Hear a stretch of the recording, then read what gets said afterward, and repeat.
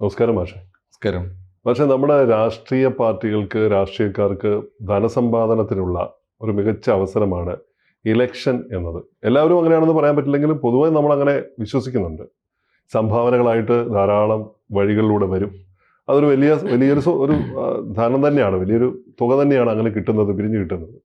ആ വിവാദം അവിടെ നിൽക്കട്ടെ. ഇത് ഈ ഇലക്ഷൻ സമയത്ത് ഇലക്ഷൻ്റെ മുന്നൊരുക്കങ്ങൾക്കോ ചെലവുകൾക്കോ വേണ്ടിയാണ്.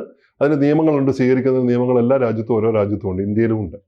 അങ്ങനെ ഇലക്ഷൻ വരുന്നു, അതിനുവേണ്ടി പണം വാങ്ങുന്നു. പക്ഷെ ഒരു പടി കൂടി കടന്നിട്ട് ഇലക്ഷൻ ജയിച്ച ഒരു വിദ്വാൻ ഡൊണാൾഡ് ട്രംപ് എന്ന മനുഷ്യൻ അദ്ദേഹത്തിൻ്റെ ഈ കഴിഞ്ഞ സ്ഥാനാരോഹണ ചടങ്ങിന് കാശ് വാങ്ങിച്ചു എന്നാണ്. ആ കാശ് വാങ്ങിച്ച് ചില്ലറ കാശൊന്നല്ല വാങ്ങിച്ചത്, വലിയ എമൗണ്ടാണ്. ആ എമൗണ്ടിലേക്ക് വരാം. 240 മില്യനധികം വാങ്ങിച്ചു എന്നാണ് പറയുന്നത്. അത് എന്തിനു വാങ്ങിച്ചു? ആ റിപ്പോർട്ട് ഇപ്പോൾ പുറത്തു വന്നിരിക്കുകയാണ്. വലിയൊരു അഴിമതി എന്നൊന്നും നമുക്കിത് പറയാൻ പറ്റില്ല, മറ്റെന്തെങ്കിലും പേരിട്ട് വിളിക്കാൻ പറ്റില്ല. എന്നാൽ ഇത് നോക്കുമ്പോൾ നല്ല ഒന്നാന്തരൻ കോർപ്പറേറ്റ് ഭീമന്മാരുടെ നിക്ഷേപമായിട്ട് വേണം കരുതാൻ. എന്തുകൊണ്ടാണ് അങ്ങനെ കരുതേണ്ടത്? ഇത് ട്രംപ് നടത്തുന്ന വളരെ നഗ്നമായ കൊള്ളയാണ്. ഇപ്പൊ നിയമപരമാണ് എന്ന് വേണമെങ്കിൽ പറയാം. ഇപ്പൊ എന്താ വെച്ചാൽ രാഷ്ട്രീയക്കാർക്ക് സംഭാവന വാങ്ങാം, റെസിപ്റ്റ് കൊടുക്കാം. അത് സർക്കാരിന്റെ കണക്കിലുള്ളതല്ല. ആളുകൾ കാശുള്ളവർ സംഭാവന കൊടുക്കും സ്വാഭാവികമായിട്ടും. ഇതിൽ ഒന്നാമത്തെ വ്യത്യാസം സാർ ആദ്യം പറഞ്ഞതാണ്. ഇലക്ഷന് മുമ്പേ എല്ലാ പാർട്ടികൾക്കും സംഭാവന കൊടുക്കും, എല്ലാ രാജ്യത്തും കൊടുക്കാറുണ്ട്, നമ്മുടെ രാജ്യത്തും കൊടുക്കുന്നുണ്ട്. പക്ഷേ സംഭാവന കൊടുക്കുമ്പോൾ അത് എല്ലാ പാർട്ടികൾക്കും കൊടുക്കുന്ന സംഭാവനയാണ്. രണ്ട്, ഇലക്ഷനിൽ ആര് ജയിക്കുമെന്ന് നമുക്ക് കാലക്കൂട്ടി അറിഞ്ഞുകൂടാ. ഇനി ആര് ജയിച്ചാലും ഈ സംഭാവന കൊടുത്തവർക്ക് ഫേവർ ചെയ്യുമായിരിക്കും. എങ്കിൽ പോലും അത് എല്ലാവർക്കും കിട്ടുന്നുണ്ടല്ലോ. ഇത് തെരഞ്ഞെടുപ്പ് കഴിഞ്ഞു, ജയിച്ചു, അധികാരമേൽക്കുന്ന ദിവസം അധികാര സ്ഥാനാരോഹണ ചടങ്ങിന് എന്ന പേരിൽ പിരിവ് നടത്തുക. ആ പിരിവ് നടത്തുമ്പോൾ വലിയ പിരിവ്, ചെറിയ പിരിവല്ല, വലിയ പിരിവ്. $240 മില്യൺ എന്ന് പറഞ്ഞ ഒരു എമൗണ്ട്. കണക്ക് പുറത്തു വന്ന കണക്കാണ്. പുറത്ത് വന്നത് മാത്രമാണ്. ഇനിയിപ്പോൾ അതൊരു പക്ഷേ അതിനേക്കാളൊക്കെ എത്രയോ കൂടുതലാവാം. ഇനിയിപ്പോൾ അറിഞ്ഞ വിവരം തന്നെ വെച്ച് $240 മില്യൺ ഒരു ദിവസത്തെ ഒരു സ്ഥാനാരോഹണ ചടങ്ങിന് എങ്ങനെ ചെലവാക്കാനാ? ആളുകൾക്ക് സദ്യക്ക് പകരം, ഭക്ഷണത്തിന് പകരം പണം വിളമ്പി കൊടുക്കേണ്ടത്, എന്നാലും തീരൂലല്ലോ. അപ്പോൾ ഇത് എന്തുകൊണ്ടാണ് കുറ്റകരമായി തീരുന്നത്? ഒന്ന്, അധികാരം ഇനിയുള്ള കാലം ഭരിക്കുന്നത് ഇന്നയാളാണെന്ന് അറിഞ്ഞുകൊണ്ട് കൊണ്ടു കൊടുക്കുകയാണ്. കൊടുക്കുന്നത് ചില്ലറക്കാരല്ല, പലതരത്തിൽ കർശനമായ മോണിറ്ററിംഗ് ആവശ്യമുള്ള ധനകാര്യ ഒമ്പിച്ച സ്ഥാപനങ്ങളാണ്, കുത്തക കോർപ്പറേറ്റ് കമ്പനികളാണ്. അവർക്ക് സർക്കാരിന്റെ ആനുകൂല്യങ്ങൾ എപ്പോഴും ആവശ്യമുണ്ട്, ഫേവർ ആവശ്യമുണ്ട്. അങ്ങനെ ആവശ്യപ്പെട്ടുകൊണ്ട് കൃത്യമായി അറിഞ്ഞുകൊണ്ടാണ് ഈ പണം കൊണ്ട് കൊടുക്കുന്നത്. ഈ പണം എന്നാൽ കൊടുത്തതിന്റെ ഇപ്പോൾ ഇത് ചോർത്തി വാർത്ത വന്നപ്പോൾ കിട്ടിയ വാർത്തകൾ വെച്ചാണ് നമ്മൾ സംസാരിക്കുന്നത്. യഥാർത്ഥത്തിൽ എത്ര പണം കിട്ടി, ആരൊക്കെയാണ് കൊടുത്തത്, എത്രയാണ് ചെലവഴിച്ചത്, ബാക്കി എത്രയാണ്, ആ പണം എവിടെയുണ്ട്, ആരെടുത്തു, ഇത്രയും കാര്യങ്ങളൊക്കെ ഇപ്പോഴും വ്യക്തമല്ല, സുതാര്യമല്ല, ഒട്ടും സുതാര്യമല്ല. അത് യഥാർത്ഥത്തിൽ ഇതൊരു കൊള്ളയാണ്. ഒന്നാമത്തെ കാര്യം. രണ്ട്, ആവശ്യമില്ലാത്ത ചെലവിനാണല്ലോ. ഒരു അധികാരാരോഹണ ചടങ്ങിന്, സ്ഥാനാരോഹണ ചടങ്ങിന് അമേരിക്കൻ ജനാധിപത്യ സമ്പ്രദായ പ്രകാരമുള്ള ചെലവ് ആ നാട്ടിൽ ആ ഗവൺമെന്റിന് തന്നെ എടുക്കാം. അവരുടെ ഇലക്ഷൻ ചെലവിൽപ്പെട്ടതാണത്. അതിനെന്തിനാണ് പണം പിരിക്കുന്നത്? അത് ആഘോഷമാക്കാനെന്ന വ്യാജേനയാണ് പണം പിരിക്കുക. അതിന് എത്രയാണ് പിരിക്കേണ്ടത്? അതിന് കണക്കില്ല. എന്നാൽ ഇതിനെതിരെ നിയമമുണ്ടോ? സംഭാവന പിരിക്കാതിരിക്കാൻ യാതൊരു വകുപ്പും അമേരിക്കയിലില്ല. അപ്പോൾ നിയമപരമാണ്. നിയമപരമായി നിയമത്തിന്റെ സംരക്ഷണയിൽ നിന്നുകൊണ്ട് നടത്തുന്ന നഗ്നമായ കാട്ടുകൊള്ളയാണ് ഇപ്പോൾ ട്രംപ് ചെയ്തിരിക്കുന്നത്. അത് അധാർമികമാണ്. എന്തുകൊണ്ട്? ജയിച്ച ആൾക്കാണ് ഈ കൊടുക്കുന്നത്, ജയിച്ച ആൾക്ക് വെറുതെ കൊടുക്കുന്നതല്ല. ഏത് പണക്കാരനും തൻ്റെ ലാഭത്തിൽ നിന്നൊരു പങ്ക് സംഭാവന കൊടുക്കുന്നുണ്ടെങ്കിൽ അയാൾ തീർച്ചയായിട്ടും അതിന്റെ ഇരട്ടിയോ എത്രയോ ഇരട്ടി പറ്റും. അതുകൊണ്ടാണ് ഇതിനെ അങ്ങനെ പറയുന്നുണ്ട്, ഈ റിപ്പോർട്ടിൽ പറയുന്നുണ്ട് എന്തൊക്കെ പങ്കാണ് അവർ പറ്റിയത്. അതെ, തീർച്ചയായിട്ടും. അതിനെയാണ് ഇവര് ട്രോളുന്നത്. അതായത് മാധ്യമങ്ങൾ ഈ വാർത്ത പുറത്തു വന്നപ്പോൾ ഇത് സംഭാവനയല്ല, ഇത് റിട്ടേൺ ഓഫ് ഇൻവെസ്റ്റ്മെന്റ് ആണ്. മുതലാളിമാർ കൊണ്ടുപോയി ട്രംപിന്റെ പെട്ടിയിൽ ഇട്ട് കൊടുത്തു. അത് ഇൻവെസ്റ്റ്മെന്റ് ആണ്. അവർക്കെല്ലാം തിരിച്ചു കിട്ടും. അതിന് ലാഭം എത്രയോ ഇരട്ടിയായിട്ട് ലാഭം തിരിച്ചു കിട്ടും. അതിൻ്റെ ഉദാഹരണമാണ് ഇപ്പോൾ അതിൻ്റെ ഡീറ്റെയിൽസ് ആണ് ഇപ്പോൾ പുറത്തു വന്നിരിക്കുന്നത്. അതിൻ്റെ എന്തുകൊണ്ടാണ് ഏറ്റവും പ്രധാനപ്പെട്ട കാരണം? ഒന്നാമത്തെ കാര്യം, $240 മില്യൺ ആണ് ഇപ്പോൾ പുറത്തു വന്ന കണക്ക്. ആ കാശ് എന്തിനാണ് അത്രയും കാശ്? രണ്ടാമത്തെ കാശ് രണ്ടാമത് നേരത്തെ പറഞ്ഞ കാര്യം ഇതാണ്. ഈ ഫണ്ട് നിയന്ത്രിക്കാൻ നിയമമില്ലാതെ എങ്ങനെ നേരിടും ഈ കേസിനെ? അതിന് വഴികളൊന്നുമില്ല. മൂന്നാമത്തെ കാര്യം നേരത്തെ പറഞ്ഞ പോലെ ബാക്കി എന്ത് ചെയ്തു, ആര് കൊണ്ടുപോയി, ആവശ്യമില്ല. ബാക്കി ഫണ്ട് കൊണ്ടുപോയത് ആരായാലും ഫണ്ട് എടുത്തിട്ടുണ്ടാവുമല്ലോ, കാരണം ഇത്രയും ചെലവ് വന്നിട്ടില്ല. ബാക്കി ഫണ്ട് കൊണ്ടുപോയത് ആരായാലും അതിനെന്താ വകുപ്പ്? അതിന് നിയമമുണ്ടോ? നിയമപരമാണോ? എവിടെ പോയി ആ ഫണ്ട്? 2, അടുത്ത കാര്യം, പ്രചരണ സമയത്ത് ട്രംപ് അതിശക്തമായിട്ട് അമേരിക്കയിലെ ടെക്കി ഭീമന്മാർക്കെതിരെ ആഞ്ഞടിച്ചിരുന്നു. തെരഞ്ഞെടുപ്പ് കഴിഞ്ഞിട്ട് പോലും അധികാരം മുഴുവൻ നടത്തിയിരുന്നത് മസ്കാണ്, എലൻ മസ്ക്. ആ മസ്കിനോട് പിന്നെ അധികം വൈകാതെ തന്നെ കലഹിച്ച മസ്കിനോട് എത്ര വാങ്ങിച്ചിട്ടുണ്ടാവും ഇങ്ങനെയാണെങ്കിൽ. എന്നിട്ട് എലൻ മസ്കിനെ തള്ളി പറയുകയും ചെയ്തു. അതൊരു വാർത്തയായിരുന്നു. വേറൊരു പ്രധാനപ്പെട്ട കാര്യം, ഈ നയം മുഴുവൻ ഇലക്ഷൻ കഴിഞ്ഞപ്പോൾ മാറ്റി. ടെക്കി ഭീമന്മാരൊക്കെ നമ്മുടെ സ്വന്തം കുട്ടികളാണ് എന്ന അവസ്ഥയിലേക്ക് മാറിയത് എന്തുകൊണ്ടാണ്? വേറൊന്ന്, ഈ കുത്തക കമ്പനികൾക്കെതിരെ നിലനിന്നുണ്ടായിരുന്ന, ജനുവരിയിൽ ട്രംപ് അധികാരമേൽക്കുമ്പോൾ അന്ന് വരെ നിലവിലുണ്ടായിരുന്ന കുത്തക കമ്പനികൾക്കെതിരെ രാജ്യം എടുത്ത കേസുകളിൽ 1/3 ഉടനെ പിൻവലിച്ചു. ബാക്കിയുള്ളതൊക്കെ ഒത്തുതീർപ്പാക്കുകയോ എന്തായാലും അവർക്ക് അനുകൂലമായ നിലപാട്. കാശ് തന്നാൽ ഞാൻ പിൻവലിക്കാം എന്ന് തന്നെയായിരിക്കും ഒത്തുതീർപ്പിന്റെ കണ്ടീഷൻ. ഇനി കാശ് കൊടുത്തതൊന്നും ചില്ലറക്കാരല്ല. $240 മില്യൺ കൊടുത്തത് ആരൊക്കെയാണോ അമേരിക്കയിലെ വമ്പന്മാർ, ലിസ്റ്റ് എടുത്തോളൂ, എല്ലാവരും കൊടുത്തിട്ടുണ്ട്. ഏറ്റവും വലിയ തുക കൊടുത്ത കമ്പനികളുടെ മാത്രം പേര്, $1 മില്യൺ ഡോളറിലേറെ കൊടുത്തവന്റെ പേര് മാത്രമാണ് ഇപ്പൊ നമ്മൾ പറയുന്നത്. അതിൽ 8-10 പേരുടെ പേര് മാത്രം പറഞ്ഞാൽ മനസ്സിലാവും. ഏറ്റവും ആദ്യം ആപ്പിൾ എടുത്തോളൂ. ലോകോത്തരനായ അമേരിക്കൻ ഭീമൻ ആപ്പിള് $1 മില്യൺ കൊടുത്തതിന് കണക്കുണ്ട്. കണക്കുള്ളത് മാത്രം $1 മില്യൺ. അവന് വേണ്ടത് എന്താണെന്നറിയോ? അവന് ഉടനെ ചെയ്തു കൊടുത്തത് ഇറക്കുമതി തീരുവ കുറച്ചു കൊടുത്തു. മതിയല്ലോ, എത്രയോ മില്യൺ തിരിച്ചു കിട്ടും. എത്ര മില്യൺ തിരിച്ചു കിട്ടും. അതാണ് ഇത് റിട്ടേൺ ഓഫ് ഇൻവെസ്റ്റ്മെന്റ് ആണ് എന്ന് പറയുന്നത്. അതാണ് ഒന്നാമത്തെ കാര്യം. കോടിക്കണക്കിന് അവൻ അങ്ങനെ ലാഭം ഉണ്ടാക്കി. $1 മില്യൺ കൊടുക്കേണ്ടി വന്നിട്ടുള്ളൂ. കോടിക്കണക്കിന് $1 മില്യൺ ലാഭം. 2, മേറ്റ കമ്പനിക്ക്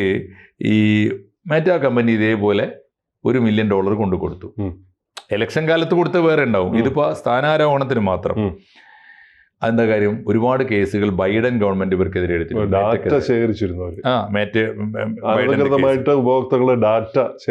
അമേരിക്കൻ ഡാറ്റ ശേഖരിച്ചു എന്ന് മാത്രമല്ല അത് വിൽപ്പന നടത്തിയെന്ന് പോലും ആരോപണമുണ്ട്. ഗുരുതരമാണ് ആ കേസ്. പക്ഷെ ആ കേസുകൾ ഇദ്ദേഹം പിൻവലിച്ചു. ബൈഡൻ എടുത്ത കേസുകൾ പിൻവലിച്ചു. വേറൊന്ന് ഗൂഗിളാണ്. ഗൂഗിളിനെതിരെ ആന്റി ട്രസ്റ്റ് കേസ് ഉണ്ട്. ഗൂഗിൾ കൊണ്ടുകൊടുത്ത തുക എത്രയാണെന്ന് വ്യക്തമല്ല. പക്ഷേ ആന്റി ട്രസ്റ്റ് കേസ് എന്ന് പറഞ്ഞാൽ രാജ്യത്തെ വിശ്വാസവഞ്ചന കാണിച്ച കേസാണ്. ആ കേസ് ഒതുക്കി തീർത്തു എന്ന് പറഞ്ഞാൽ പിൻവലിക്കല്ല, അത് വിളിച്ചു വരുത്തി ഔട്ട് ഓഫ് കോർട്ട് സെറ്റിൽമെന്റ് ചെയ്ത് കൊടുത്തു. അതൊന്ന്. ആമസോൺ ആണ് വേറൊരുത്തൻ. ആമസോണും കൊടുത്ത എത്രയാണ് സംഖ്യ ക്ലിയർ ആയിട്ടില്ല. പക്ഷേ ആമസോണിന്റെ പേരിൽ ഫേക്ക് സബ്സ്ക്രിപ്ഷൻ കേസ് ഉണ്ടായിരുന്നു. അദ്ദേഹത്തിന്റെ കസ്റ്റമേഴ്സിന്റെയും വരിക്കാരുടെയൊക്കെ എണ്ണം കൂട്ടി പറഞ്ഞുകൊണ്ട് അത് പരസ്യത്തിലും വേറെ പലതിലും മേഖലയിലും ഉപയോഗിക്കുമല്ലോ, അതിന് വേണ്ടി കേസ് ഉണ്ടായിരുന്നു. അതും സെറ്റിൽ ചെയ്ത് കൊടുത്തു, ഒത്തുതീർപ്പാക്കി കൊടുത്തു. ഏറ്റവും വലിയ അഴിമതിയാണെന്നുള്ളത് കോഴി മേഖലയിലാണ്. അത് അങ്ങേയറ്റം അധാർമികമാണ്, അമാനുഷികവുമാണ്. മനുഷ്യനെ ഏറ്റവും വലിയ ബാധിക്കുന്ന കേസാണ്. കാരണം അത് എന്താ ചെയ്തതെന്ന് വെച്ചാൽ അമേരിക്കയിലെ ഏറ്റവും പ്രസിദ്ധമായ ഈ കോഴി വ്യാപാരികള് പിൽഗ്രിംസ് പ്രൈഡ് എന്ന് പറയുന്ന കമ്പനിയാണ്. ആ കമ്പനിയിൽ നിന്ന് വാങ്ങിയത് $5 മില്യൺ ആണ്. ചെയ്തു കൊടുത്തത് എന്താണെന്നറിയോ? അവിടുത്തെ ഏറ്റവും വലിയ കോഴി വ്യാപാരം ഈ ബ്രോയിലർ കോഴി ഉൽപ്പാദനമാണ്. ബ്രോയിലർ കോഴിയുടെ ഗുണനിലവാരം കണക്കാക്കാനുള്ള ഒരു മിനിമം മാനദണ്ഡം ചുരുങ്ങിയത് ഇത്ര ആഴ്ചയെങ്കിലും വളർച്ചയെത്തിയ കോഴിയാവണമെന്നാണ്. അതാണ് ബ്രോയിലറിന്റെ പ്രത്യേകത. നോക്കി നിൽക്കെ വളരുന്ന കോഴിയാണ്, അങ്ങേയറ്റം അൺഹെൽത്തിയാണ്. അത് കെമിക്കൽസ് കൊണ്ട് വളരുന്നതാണ്. അതിൽ ഫ്ലഷും ഒന്നുമല്ല, മനുഷ്യൻ മാംസമേ അല്ല അത്. ആ കോഴിക്ക് ഇത്ര കാലം എന്തായാലും മിനിമം ഇത്ര കാലം വളർച്ചയെത്തിയ കോഴിയെ ഉപയോഗിക്കാവുന്ന നിയമം ഉണ്ടായിരുന്നു. ഈ കമ്പനിക്ക് അത് ഇളവ് ചെയ്ത് കൊടുത്തു. നിങ്ങൾ അങ്ങനെ ഒരു സമയപരിധിയെ നമ്മളിപ്പോ ഈ കെൻഡക്കി ചിക്കനൊക്കെ ഫ്രൈഡ് ചിക്കനൊക്കെ 3 ദിവസം കൊണ്ട് വീർപ്പിച്ചെടുത്ത കോഴിയായിരിക്കും. അങ്ങനെയാവാലോ. അത് ആ ഇളവ് ചെയ്ത് കൊടുത്തു. $5 മില്യൺ അവരോട് വാങ്ങിച്ചത്. വേറൊരു വലിയ ആനുകൂല്യം കിട്ടിയത് എണ്ണ കമ്പനികൾക്കാണ്. എണ്ണ കമ്പനികളിൽ നിന്ന് വാങ്ങിച്ചത് $2 മില്യൺ ആണ്. $2 മില്യൺ എണ്ണ കമ്പനി, പ്രധാനപ്പെട്ട എണ്ണ കമ്പനികൾ എന്ന് പറഞ്ഞാൽ കോങ്കോ ഫിലിപ്സ്, ഷെവറോൺ തുടങ്ങിയ കമ്പനികളാണ്. ഈ കമ്പനികൾക്ക് എന്താ ചെയ്തത് അറിയോ? അവർക്ക് ഖനനം ചെയ്യാൻ വേണ്ടി, അവർക്ക് എണ്ണ കുഴിച്ചെടുക്കാൻ രാജ്യം അനുവദിച്ചു കൊടുത്ത ഏരിയ ഉണ്ടല്ലോ, ലീസിന് കൊടുത്ത അലാസ്ക പോലുള്ള പ്രദേശങ്ങളിൽ അവർക്ക് കൊടുത്ത ഏരിയ എക്സ്റ്റെൻഡ് ചെയ്ത് കൊടുത്തു. എന്ന് വെച്ചാൽ ഏരിയ നിങ്ങൾ പരിധി ഉണ്ട്, പക്ഷെ പരിധി കൂട്ടിക്കൊടുത്തു. അതാണ് അവർക്ക് വേണ്ടി ചെയ്തത്. രണ്ടാമത്തേത്, 18 ബില്യന്റെ നികുതി ഇളവ് കൊടുത്തു, ഓ ടാക്സ് എക്സംഷൻ കൊടുത്തു. ഓ വേറൊന്ന്, ഈ ഷെവറോൺ കമ്പനിക്ക് വെനിസുലയിൽ വിലക്കുണ്ടായിരുന്നു, എണ്ണ കച്ചവടത്തിന് ആ, വിലക്കുണ്ടായിരുന്നു, ഉണ്ടായിരുന്നു. അത് നീക്കി കൊടുത്തു. അവർക്ക് മാത്രം നീക്കി കൊടുത്തു. വേറൊന്ന്, അടുത്ത കമ്പനി NVIDIA ആണ്. ഓ, അറിയാലോ, മൈക്രോ ചിപ്പ് ചിപ്പുകളുടെ നിർമ്മാണം. കമ്പനിയാണ്. മൈക്രോ ചിപ്പുകൾ ഏറ്റവും കൂടുതൽ വിറ്റുപോയിരുന്നത് ചൈനയിലേക്കാണ്. അവിടെ ഒരു ചൈനയോട് dispute സംഘർഷം തുടങ്ങിയപ്പോൾ ട്രംപിന്റെ പുതിയ നിയമം വന്നു. ഇനി ആരും ഒരു അമേരിക്കൻ കമ്പനിയും ചൈനക്ക് ഈ കൊടുക്കണ്ട. ചിപ്പ് വിൽക്കരുത് നിയമം കൊണ്ടുവന്നു. ഈ ഇലക്ഷൻ കഴിഞ്ഞപ്പോൾ, സ്ഥാനാരോഹണം കഴിഞ്ഞപ്പോൾ ആദ്യം കൊണ്ടുവന്ന നിയമം എന്താ അറിയോ? NVIDIA കമ്പനിക്ക് മാത്രം ചൈനക്ക് വിൽക്കാനുള്ള പെർമിഷൻ കൊടുത്തു. അവിടെ വിൽക്കാം, അവിടെ ഇവർക്ക് മാത്രം വിൽക്കാം. അപ്പൊ എന്തായി? മറ്റു കമ്പനികളോട്ട് വിൽക്കുകയില്ല, അതെ, ഇവന് വിറ്റ് കോടികൾ ഉണ്ടാക്കാമെന്ന അവസ്ഥ വന്നു. അതെ. വേറൊരു സെക്ടർ വിമാന കമ്പനികളാണ്. സ്വകാര്യ വിമാന കമ്പനികൾക്ക് വലിയ ആനുകൂല്യങ്ങളാണ്. സ്വകാര്യ വിമാന കമ്പനികൾ ഡെൽറ്റ എയർവേസ്, യുണൈറ്റഡ് എയർവേസ് പോലുള്ള കമ്പനികൾ, ആ കമ്പനികൾക്ക് ആ രാജ്യത്തെ ആഭ്യന്തര യാത്രകൾ അവിടുത്തെ അമേരിക്കൻ പൗരന്മാർക്ക് ധാരാളമായി നഷ്ടപരിഹാരം കൊടുക്കാനുള്ള അമേരിക്കയിൽ ഒരു നിയമമുണ്ട്. ഒരു ട്രെയിൻ ഒരു ഫ്ലൈറ്റ് ലേറ്റ് ആയാൽ നഷ്ടപരിഹാരം കൊടുക്കണം. അത് ലേറ്റ് ആവുന്ന മണിക്കൂറിന് അനുസരിച്ചാണ് നഷ്ടപരിഹാരം കൊടുക്കുക. അങ്ങനെ കോടിക്കണക്കിന് ഡോളർ ഈ 2 സ്വകാര്യ വിമാന കമ്പനികൾ കൊടുക്കാനുണ്ട്. ട്രംപ് ചെയ്തു കൊടുത്ത പണി എന്താണെന്നറിയോ? ഇവരോട് കാശ് വാങ്ങിച്ചിട്ട് ചെയ്ത പണി എന്താണെന്ന് വെച്ചാൽ ആ നിയമം എടുത്തു കളഞ്ഞു. ഫ്ലൈറ്റ് ലേറ്റ് ആയ നഷ്ടപരിഹാരം കൊടുക്കണമെന്ന് നിയമം ഇപ്പോൾ ഇല്ല. അതാണ് ട്രംപ് കൊടുത്തത്. വേറൊന്ന് ക്രിപ്റ്റോ കറൻസിയാണ്. ക്രിപ്റ്റോ കറൻസി അമേരിക്കൻ സമ്പദ് വ്യവസ്ഥയുടെ ഭാഗമായി സ്വീകരിച്ചിരുന്നില്ല. അതിന് നിയമം കൊണ്ടുവന്നു. നിയമം കൊണ്ടുവന്നപ്പോൾ ജീനിയസ് ആക്ട് എന്നാണ് അതിന് പേര്. ട്രംപിന് അതിൽ വലിയ താല്പര്യമുണ്ട്. മകൻ പാകിസ്ഥാനിലടക്കം നിക്ഷേപം. ട്രംപിന്റെ മോന് ക്രിപ്റ്റോ കറൻസിയിലാണ്. അതെ, വലിയ നിക്ഷേപമുണ്ട്. അത് നമ്മളെ മുനീറില്ലേ, അസീം മുനീറുമായിട്ട് ചേർന്നിട്ടാണ്. കമ്പനി ചെറിയ ഇടപാടല്ല. അപ്പൊ വീട്ടിലേക്ക് തന്നെയാണ് ആനുകൂല്യം. ഇതാണ് താല്പര്യം. അത് തന്നെ ആയിരിക്കും. അപ്പൊ ജീനിയസ് ആക്ട് നിയമം കൊണ്ടുവന്നു. ക്രിപ്റ്റോ കറൻസി അമേരിക്കൻ സമ്പദ്ഘടനയുടെ ഭാഗമായി അംഗീകാരം കൊടുത്തു. അതിനുള്ള തുടക്കം കുറിച്ചു. അതാണ്. പിന്നെ ഇതിന്റെ ഏറ്റവും പ്രധാനപ്പെട്ട പ്രശ്നം, ഇദ്ദേഹം ഏറ്റവും കൂടുതൽ സംഭാവന കൈപ്പറ്റിയിരിക്കുന്നത്, ഏറ്റവും കൂടുതൽ എന്ന് പറഞ്ഞുകൂടെങ്കിലും ഈ കൂട്ടത്തിൽ ഇദ്ദേഹം സംഭാവന സ്വീകരിച്ച ചില കമ്പനികൾ ജനിച്ചിട്ടില്ല ഇപ്പോഴും. കടലാസ് കമ്പനികളാണ്. അതിനാണ് നമ്മൾ പറയുന്നത് ഈ ഡാർക്ക് മണി എന്ന് പറയാം. ബ്ലാക്ക് മണി, ഡാർക്ക് മണി എന്ന് പറയുന്നത്. അതായത് ഇല്ലാത്ത കമ്പനികളിൽ നിന്ന് സംഭാവന വാങ്ങുകയോ ആ കമ്പനികൾക്ക് ആനുകൂല്യങ്ങൾ ചെയ്തു കൊടുക്കുകയോ ചെയ്യാം. ആ കമ്പനി ആരുടേതാവാം?